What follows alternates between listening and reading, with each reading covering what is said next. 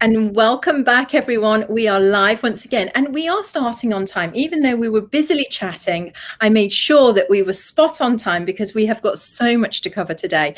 Just to give you a little recap of where we left off last time. Now, some of you might remember that I was able to interview Divina, Franca Lanyon, and live on camera, I was very smart. I managed to secure part 2 in her busy schedule. So here we are. Welcome, Divina, Franca Lanyon.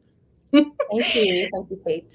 So last time we talked about wielding the goddess energy, and we had so many golden nuggets that we received from you, such as the importance of taking responsibility as the leading energy on the planet, that we have the power to make these huge changes needed.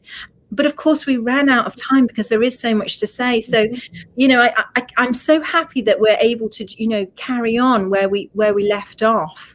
And I feel like I want to just kind of ask you, what is the one message? If you had one message to give, what would that message be? Yes, thank you for having me again. And yes, last time we spoke about so many things. And we could have talked on and for hours and hours, but so I'm glad we do have a part 2. But if there was that one thing that a message that I want to give out, and primarily to women, to the goddesses in the world, if we want to make change, and I think that there's a lot of us that want to make positive change, and that one message is that we need to march for peace. So we can bring that balance back onto the planet, right? If we are marching for fairness, but we are doing it through anger, through hate, through pain, through manipulation, through irresponsibility, then that's what we're going to get in return. And I think really what we want is peace. It's not about justice. It's about healing. And many of us just want to heal. And the planet is aching right now. It's in a lot of pain. There's a lot of confusion.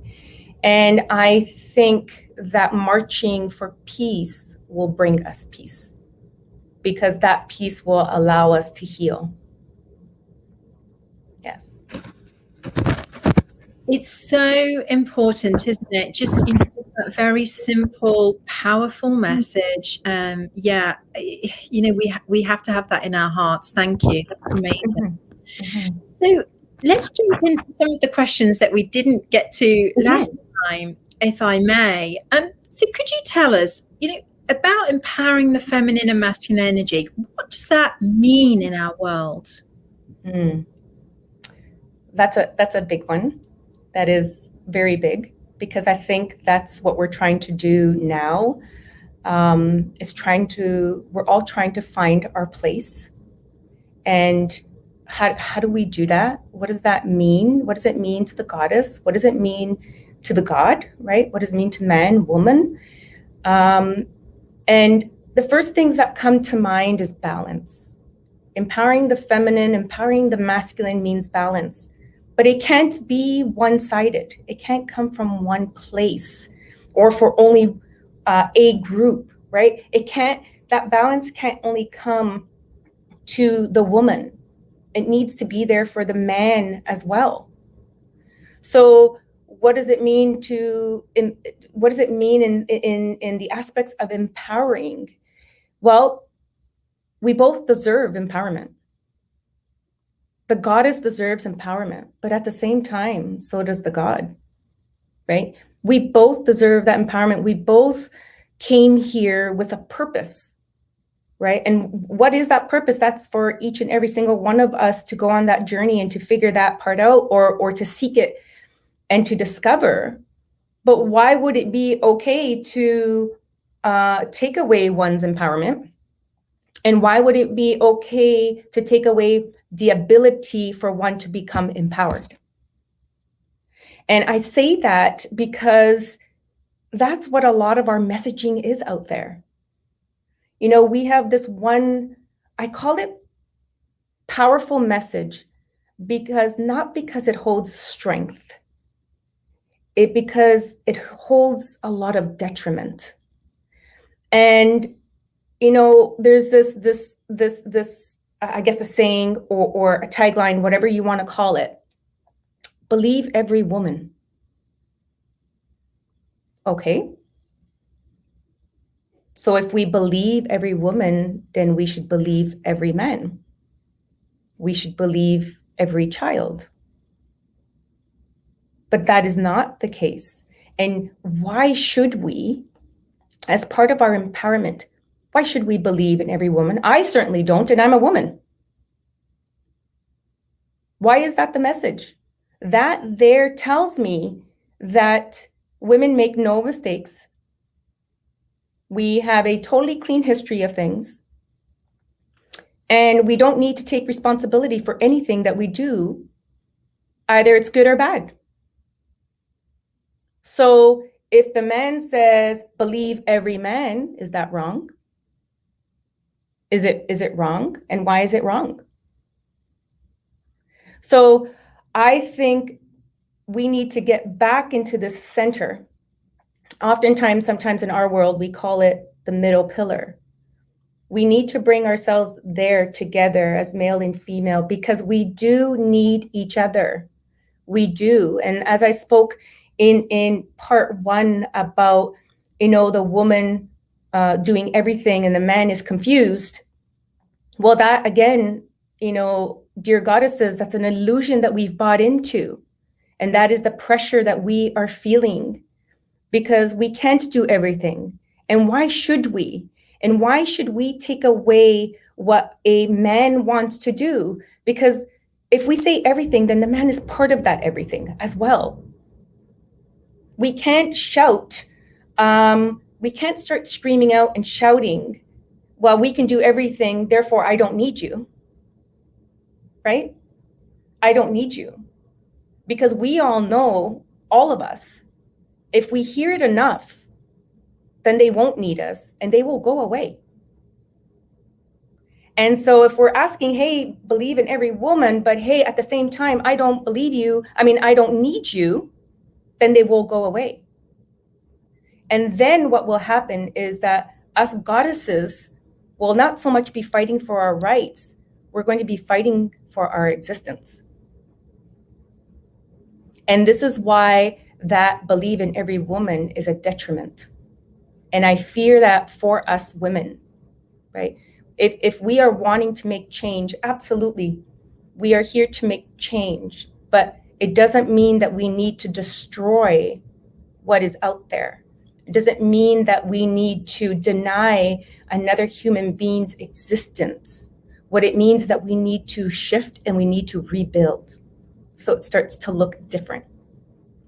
And like I said, you know, part one, why is that important? And it might seem a little harsh in what I'm saying, but this is the power us women hold inside of us. This is how, that's the strength. This is how powerful it is. Because yes, we do set the tone. We do set the tone.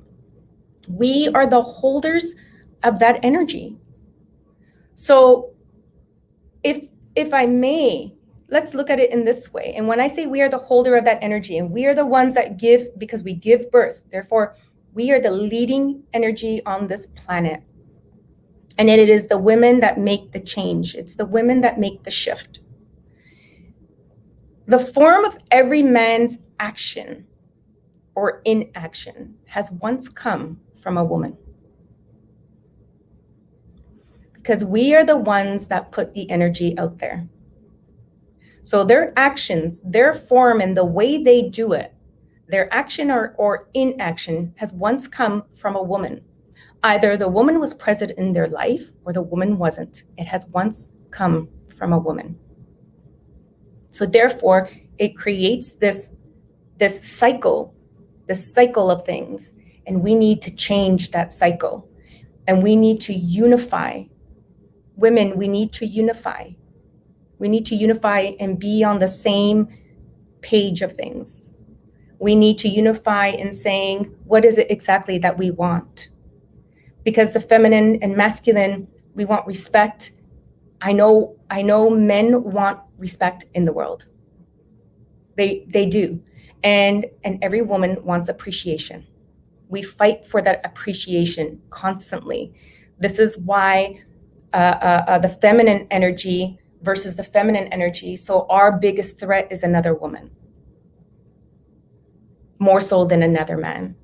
Now, when we look at our relationship together and what it means in the world, does it mean, there's a lot of good people in the world that do bad things?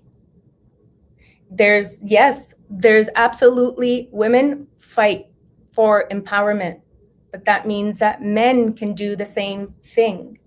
And yes, has there been things that men have done that is not so great? Yes, but that's some. It's not all. It's the one bad apple, right? That's all it takes is the one bad apple.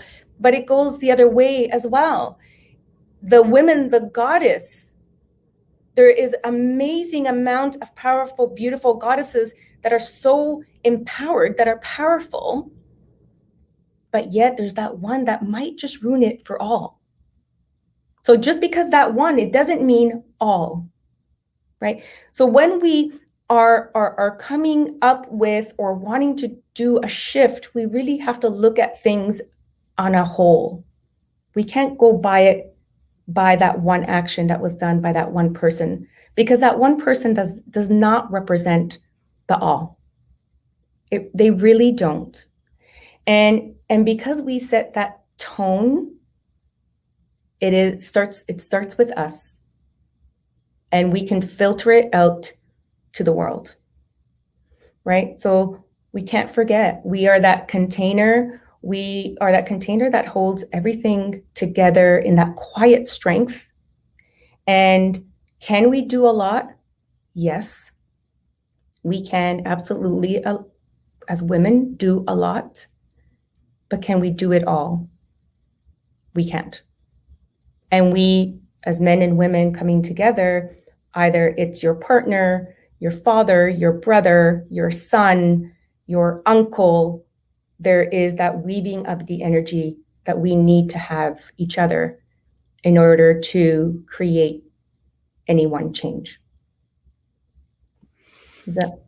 I love that. Yeah, it's just so much clarity around that. It's just and refreshing as well, because why do we feel like we have to take everything on board? And having a beautiful relationship and partnership is just so brings so much joy, so much magic, so much healing. And like you were saying in part one, it doesn't necessarily have to be a romantic right. involvement. It could be brother or friend, or right. It doesn't have to be a sexual or exactly. It's just that relationship, and why not have a relationship that empowers us, that rises, that lifts us up, as the goddess. Why don't you want to be praised? Why don't you want to be lifted up? Why don't you want to be treated like the queen? Why don't you want a man to hold a door for you? Why don't you want a man to treat you for dinner? Yes, you can. Of course you can. But that you being able to pay for dinner does not mean that you are empowered. Yeah. We should not be looking at from that. We are empowered, and that power comes from us knowing ourselves.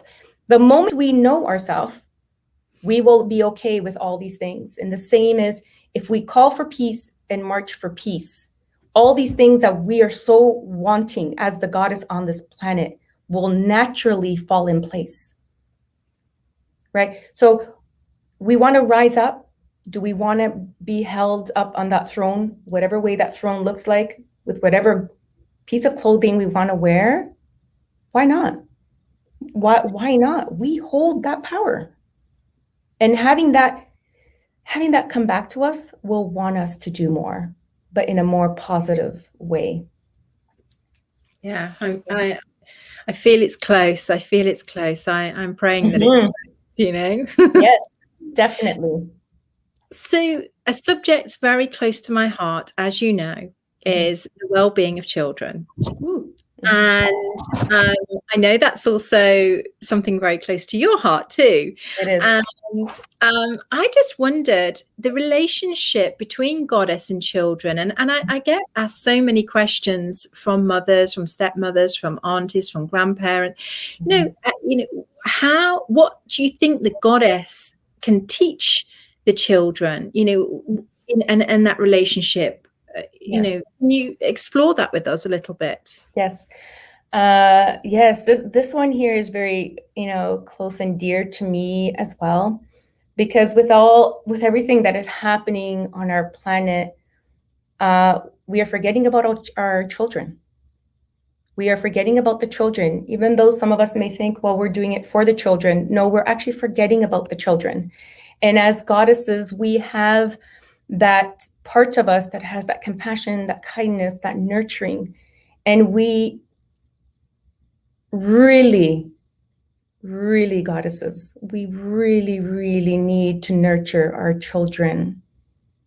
We really do. It is part of our gift as a goddess to nurture them, allow them, let children be children. And nowadays I am finding that, we treat children like adults. We approach them with things or bring things to them from a standpoint of an adult. And children don't have the mechanism. They don't have the knowingness of how to handle adult situations, adult issues. They just don't know that. And when they're put into that position, it becomes very difficult. And maybe not at that moment, but when they get older and they become adults, that's where you'll start to feel or actually see a lot of the trauma that they have gone through as a child. And when children are born, when they're little, they are the closest to divine. They are the closest one to divine. They come out pure. They don't come in with the pollution of our world. They don't have the same filter as us adults do. They don't see things the way we do. They don't hear it the way we do. They don't have the emotions that we do, although sometimes we think they do. And that's what we go by, yet forgetting that they're a child, right? So, for example, I remember with my own son, he was talking about a friend at school. And I'm like, oh, who's that friend? Please tell me who is that friend? And he described him. And it was amazing how he described him. Because if we were an adult, we would never describe that person the way this child just described that person. They didn't see skin color as part of their description. They didn't see their eye color as part of their description or their hair as part of their description. He came at me, he's like, well, Mom, he's really, really, really funny. He's the one that jumps around and it's like, well, yes, great, thanks. Great description, because all the kids are jumping around. So which one really is he? And that there proves how much they are not polluted, and they only become polluted from us adults. So, and moms, and for those of you that are guardians and aunties, you play the role of a mom, you have the mom energy, whatever it may be, you work with children, they need to explore. They need to explore. You need to help them understand responsibility and what that looks like. And it doesn't become complicated. However, we don't have a script to this madness. We don't have it's all trial by error. And it's like, oh my God, let's hope this will be okay.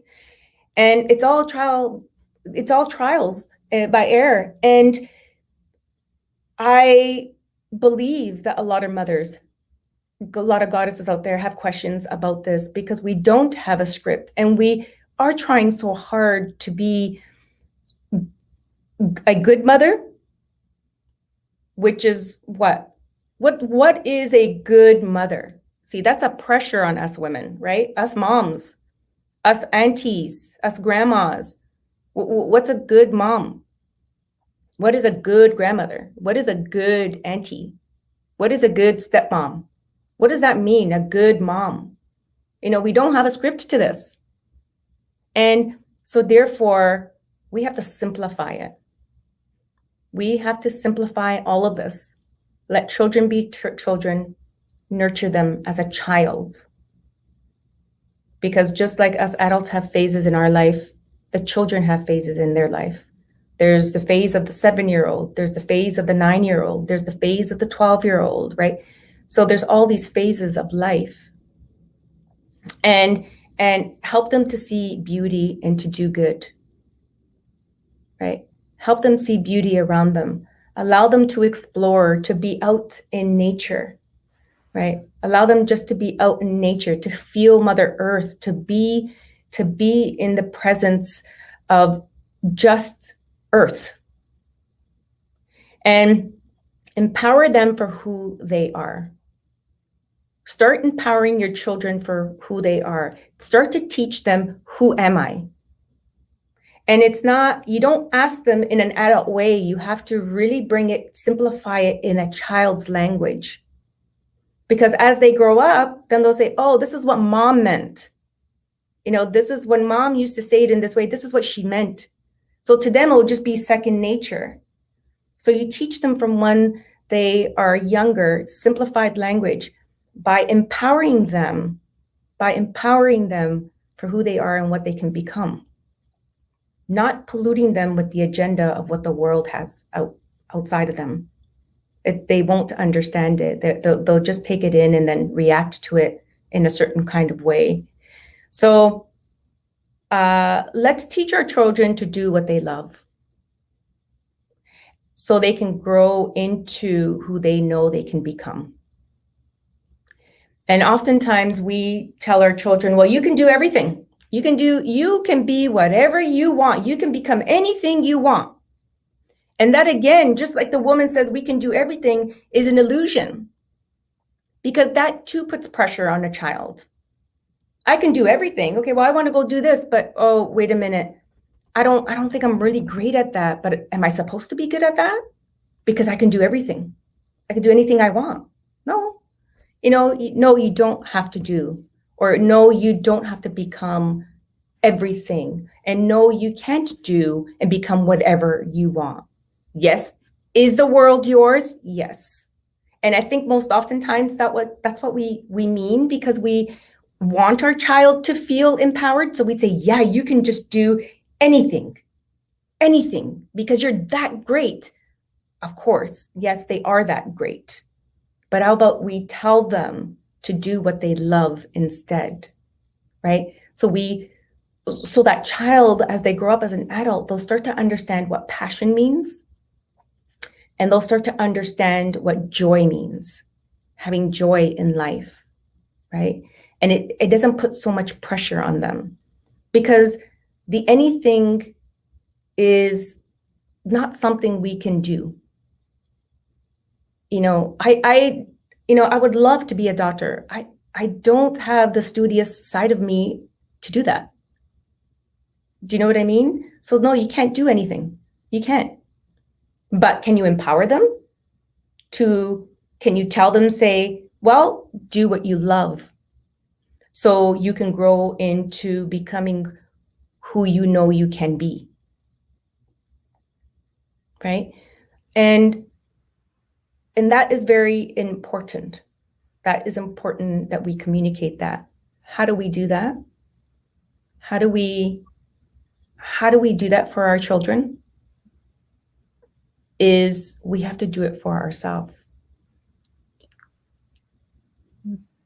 We are their first teacher. So if we are in this path, if you want to know thyself, then you can help your child know themselves as well. Why? Why is that? It's because you will have the tools, the know-how to do it. And when you have the tools to know how to do it, then you'll have a better grasp at it. Make sense?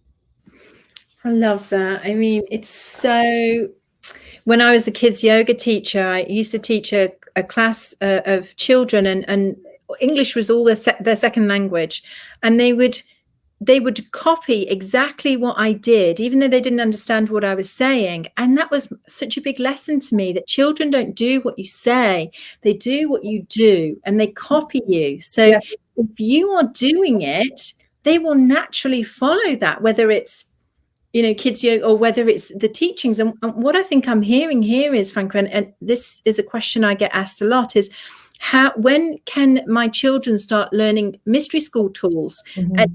And what I'm hearing there, I think, is that, well, you're already integrating those tools through your own practices, but maybe you could expand a little bit on that as well. Yes. So the part where I'm saying, like, knowing yourself is you knowing yourself to create that power, to come to know your own power. But at the same time, you're receiving tools. You're receiving the tools to life. And that is what we here at the Mystery School are about. This is what we are here to give, tools so you can live a better life. You can heal, you can have a better life, you can feel stronger, you can have, make different choices, have a clarity of mind. And so the child looks up to the adult. And like you said, mimicking for a child is huge part of their development. They mimic the adult. So if we have the tools to teach our children in our everyday life, just everyday life flowing of energy to our children through the tools that we have, then as they progress and get older, then they will be inclined and pulled into wanting to come to somewhere like the Mystery School. So they can start learning the tools and have a little bit more of an understanding of what does it mean, but they'll understand it from a different level. They'll understand it as an older child, as a young adult. And I say start in your own home. But I say first start with yourself. So you can be that container and you can set that tone for your child. Start with yourself so you can pass it down to your child. And that way, as they are growing, as they become 10, 11, 12, 13, 14, and they start to, that 14 time, that 14 year of age, even 10, some, for some children, even younger, they start to ask questions. And they start to say, oh, I want to do that. And that's when you can really start bringing them into some teachings of the Mystery School. But I say start with yourself, continue with the empowering of self, mom, right? Stepmom, auntie, grandma, start with it's never too late. Start with yourself. And that way you can pass down what you do to your child by empowering them because you are empowered.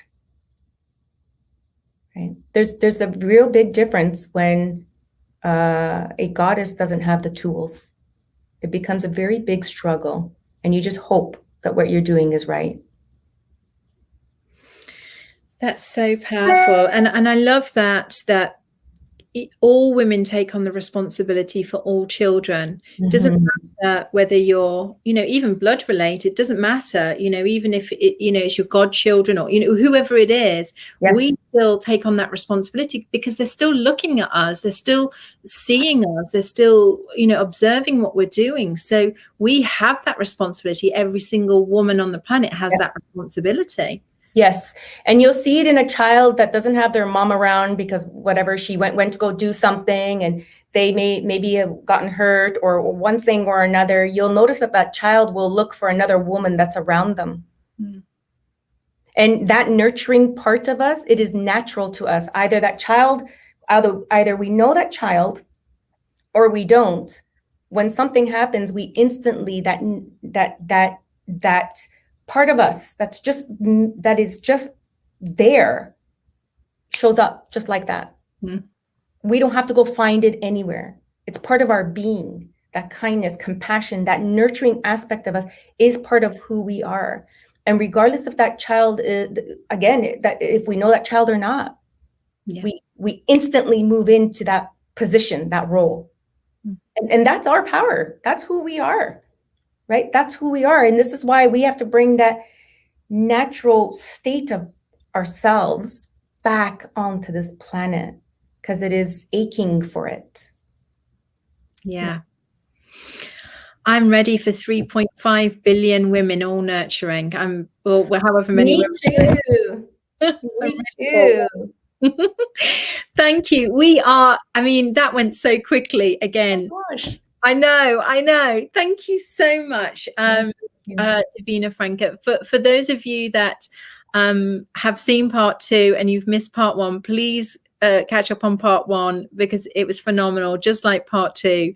And I'm sure we're going to have Divina Franca back on at some point when she's not so busy. I know she's preparing now for programs in the United States, so she's busily organizing her team and what have you. So thank you so much. And we will see you all again very soon. Thank you for all joining and tuning in. Thank you. Thank you, everybody. Thank you, Kate.